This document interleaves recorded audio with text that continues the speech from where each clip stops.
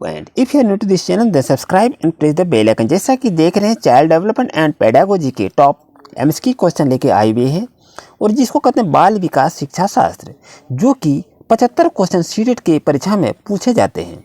और ये 5 पेपर में से 15 नंबर का जो क्वेश्चन होता है एक पेपर में, जो कि 30 अंक का होता है, जिसमें 15 का होता है सीडीपी का। तो वो सीडीपी क्वेश्चन कैसा रहता है उसके बारे में आज हम चर्चा करेंगे। प्यारे दोस्तों, आपसे रिक्वेस्ट है वीडियो के अंत तक देखें। अगर आपको कुछ सीखने के लिए कुछ मौका मिले तो चैनल को जरूर सब्सक्राइब करेंगे। और आप ये बताएं कि आपको कौन सा विषय में क्या प्रॉब्लम है, तो आप जरूर से जरूर कमेंट करें। आइए क्लास की शुरुआत करते हैं नए सिरे से। जैसा कि देख रहे हैं फर्स्ट क्वेश्चन आपके आ गया दोस्तों कि एलेक्सिया क्या है। क्या पढ़ने की अक्षमता है, लिखने की अक्षमता है, या सीखने की अक्षमता है, या सुनने की अक्षमता है। तो ये ऐसे ही क्वेश्चन कोई भी टेट एग्जाम लिख रहे हैं तो उसमें से ये क्वेश्चन को अधिकतर दिया जाता है। आखिर इसका सही आंसर क्या होगा, तो आपको आंसर भी बनाना है। तो ये आपको समझना चाहिए कि एलेक्सिया जहाँ से रिलेटेड है वो उसको पढ़ने की अक्षमता से रिलेटेड है। तो ऑप्शन नंबर ए आपके लिए सही रहेगा। इस क्वेश्चन की यदि बात करके बालक अपनी माँ को पहचानना प्रारंभ कर देता है 6 माह में, 8 माह में, 9 माह में या 3 माह में, तो आप बता सकते हैं कि आखिर इसका सही आंसर क्या होगा दोस्तों। तो आप आंसर भी चुन लिए होंगे। बालक अपनी माँ को पहचानना प्रारंभ कर देता है 3 माह में, तो ऑप्शन नंबर डी आपके लिए दोस्तों सही रहेगा। जैसे कि देख रहे हैं क्वेश्चन, किशोरावस्था की प्रमुख समस्याएं क्या होती है। वजन बढ़ाने की, शिक्षा की, या समायोजन की, या अच्छे परीक्षा परिणाम देने की। सो दोस्तों, इसमें से चुनना है आपको सही आंसर क्या होगा।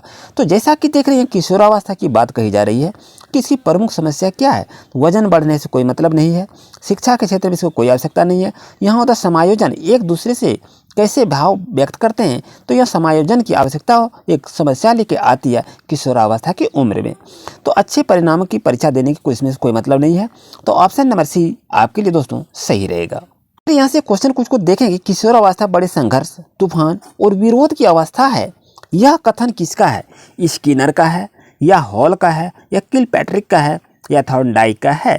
तो जैसा कि आप जान रहे हैं यहाँ पर किशोरावस्था की बात कही जा रही है, तो किशोरावस्था बड़े संघर्ष की, तूफान की और विरोध की यदि जहाँ बात कर रहे हैं तो वो आपका हॉल साहब ने कहा था। तो ऑप्शन नंबर बी आपके लिए दोस्तों सही रहेगा। इस चीज़ को जरूर से जरूर याद रखें। इस क्वेश्चन की यदि हम बात करें तो यहाँ पर साफ दिखा हुआ है कि जीन पियाजे के अनुसार संज्ञानात्मक विकास की अवस्थाएं क्या क्या हैं, कितने अवस्थाएं हैं।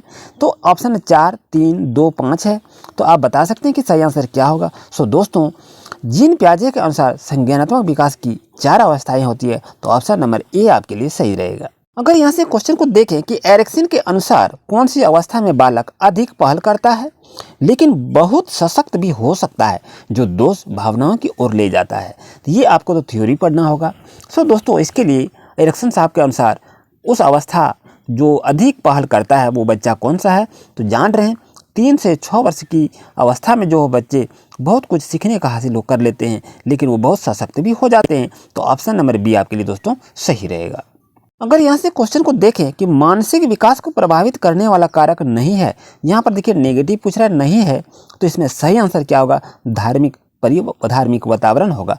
क्योंकि परिवार के सामाजिक की स्थिति तो होनी चाहिए, परिवार की आर्थिक स्थिति भी होनी चाहिए, परिवार का वातावरण भी होना चाहिए, लेकिन मानसिक विकास को प्रभावित करने वाला कारक नहीं है धार्मिक वातावरण, क्योंकि धार्मिक वातावरण से मानसिक को कोई प्रभाव नहीं पड़ता है।